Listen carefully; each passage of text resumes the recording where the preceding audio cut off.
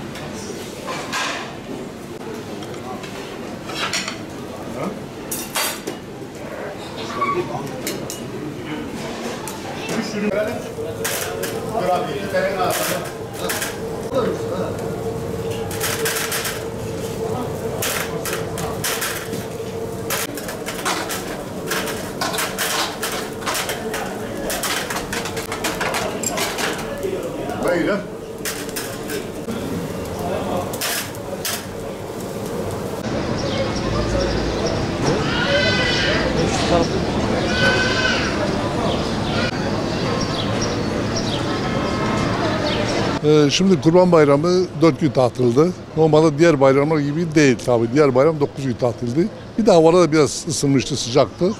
Yani diğer bayrama göre biraz işe düşük payı vardı yani. Mesela diğer bayramda 24-25 ton Diyarbakır geneli satılıyordu. Şu bayramda yani 15-16 ton satılmış olabilir diyebilirim yani. Şimdi Diyarbakır denince özellikle akla ciğer. Biliyorsun Diyarbakır'da ciğeri popüler olmuştur. Tescilli almıştır. Ve ondan sonra tatlı kadayıf var biliyorsunuz Diyarbakır'da. Yani bunlar gerçekten şu an Diyarbakır'da ön planlandır yani. Şu anda gelen misafirlerimizin bunlar genelde hep bunlar için geliyorlar. Ciğerdir, kadayıfımızdır. Bunlar veriyoruz yani. Şimdi kaliteli bir ciğer kuzu ciğeri olacak. Kesinlikle kuzu ciğeri olacak. Yani tabii pişirmek de önemlidir. Ustaya da iş düşer yani. Ciğer biliyorsun 7 dakikada pişer. Ama ciğer kurumaması lazım. Özellikle ciğer biraz sulu kalması lazım yani. Hatta bazı müşterilerimiz geliyor işte efendim ciğer biraz iyi pişsin. Hayır. Ciğer iyi pişmemesi lazım. İyi pişti mi ciğer kuru olur, yiyilmez yani. Çünkü biz doğru ciğer bize bırakın, biz kendimiz onu yapıyoruz zaten. Ciğer sulu olması lazım, yiyilmesi lazım yani. Hat terbiyesi şudur. Bizim verdiğimiz terbiye ciğerci olarak siyah pul biber, kırmızı pul biber, kişniş bunları karışım yapıyoruz. Hafif zeytinyağı karıştırıyoruz bunları zeytinyağıyla. Ondan sonra öncelikle tuz yapıyoruz, sonra bunları yapıyoruz karışımı. Şimdi Diyarbakır olarak, kebap olarak özellikle şu an ciğer tescillidir. Ciğeri yeme saati yoktur. 24 saat hazırdır. Gece, gündüz, sabah kahvaltıda, akşam fark etmez. Ciğer her zaman yenilir. Ciğer bir zevk yemeğidir. Yani bir keyif yemeğidir yani. Yani ciğer acıksan da yersin, acıkmasan yersin yani. Onun için yani ciğer saati yoktur yani. Tabii özellikle sağ olsunlar geliyorlar, bizi yalnız bırakmıyorlar. Yani yeni turistlerimiz İstanbul, Ankara, İzmir, her tarafta, Türkiye her tarafında geliyor. Hatta Avrupa'da bile gelen var yani. Özellikle diyorlar işte biz ciğer için geliyoruz. Yani sağ olsunlar bizi yalnız bırakmıyorlar. Özellikle ciğerdir, kadayıf için geliyorlar. Ciğerlikten sonra Diyarbakır'da kadayıfı meşhur biliyorsunuz. Arkasında bir de burma kadayıfı yedi mi bitti yani.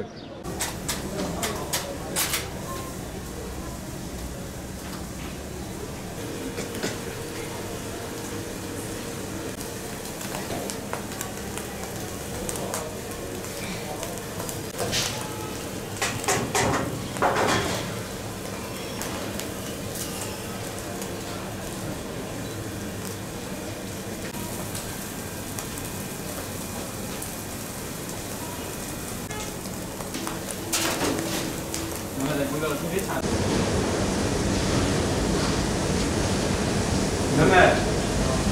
Abi.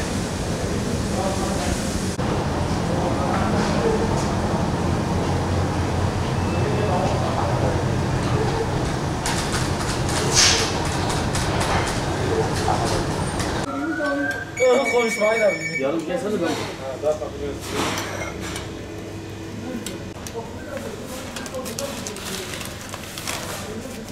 Yabancılar zaten merak ediyor. Merak ettikleri için de Diyarbakır ciğerini tatıyorlar. Tattıktan sonra da abone oluyorlar zaten.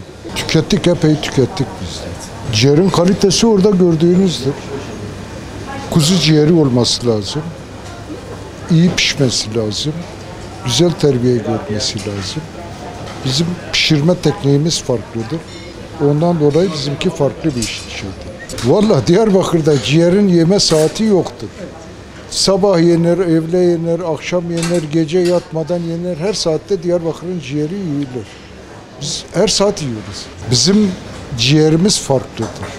Çünkü biz iri doğuruyoruz. Başkaları küçük küçük doğuruyorlar. Bizim Diyarbakır'ın pişirme tekniği farklıdır. Tekniğimiz farklı olduğu için Diyarbakır ciğeri hiçbir yerde yoktur. Yani aynı usta İstanbul'a gidip İstanbul'da yapsa bile aynı tadı alamaz. Öyle bir şey yoktur. Diyarbakır'da yerinde yenmesi lazım. Herkesi buraya bekliyorum.